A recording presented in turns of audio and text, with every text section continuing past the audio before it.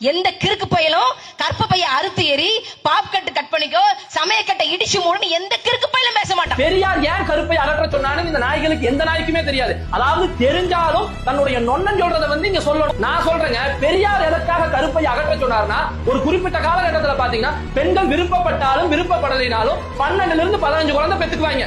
ஏன்னா அப்ப இருந்த ஆண்கள் பாத்தீங்கன்னா பெண்களை வந்து ஒரு காமத்துக்காக தான், அதாவது வந்து சொன்னா செக்ஸுக்காக தான் அதிகமா பயன்படுத்திருக்காங்க. குழந்தை பெற்றும் இயந்திரமா பயன்படுத்திருக்காங்க. அப்ப பெண்கள் விருப்பம் இருந்தாலும் விருப்பம் இல்லைனாலும் குழந்தைகளை பெத்துக்கிட்டே இருக்கணும். அப்ப நம்ம போய் கேட்பாங்க, யாராவது கேட்பாங்க, ஏமா பப்பாளி அரைச்சு குடிச்சிருக்கலாம்ல அப்படின்னா, அதற்கு அந்த பாட்டி சொல்ற கருத்து என்னவா இருக்கும்னா, நான் பப்பாளி அரைச்சு கொடுத்தேன், அதுக்கப்புறம் பிறந்தவன் தான் இந்த பையன், இன்னொரு பையனை காமிப்பாங்க.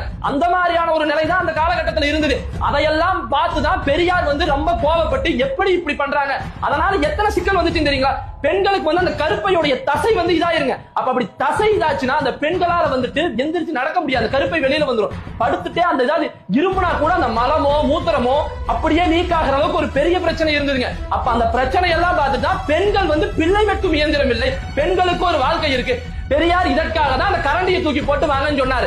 ஆனா இந்த நாய்களுக்கெல்லாம் இதெல்லாம் தெரிஞ்சாலும் இதை வந்து ஒரு தப்பான வழியில தான் விமர்சனம் பண்ணிட்டு இருக்கோம். அப்படி பார்த்தா இந்த நாய்களை எல்லாம் வந்து நம்ம நாகரீக வழியா ரொம்ப மரியாதையா விமர்சிக்கணும்னு யோசிச்சுட்டு இருக்க கூடாது. இந்த நாய்களை எல்லாம் நம்ம இப்படி லெப்ட் ஹேண்ட்ல டீல் பண்ணாதான் இதுக்கான தீர்வு கிடைக்கும்.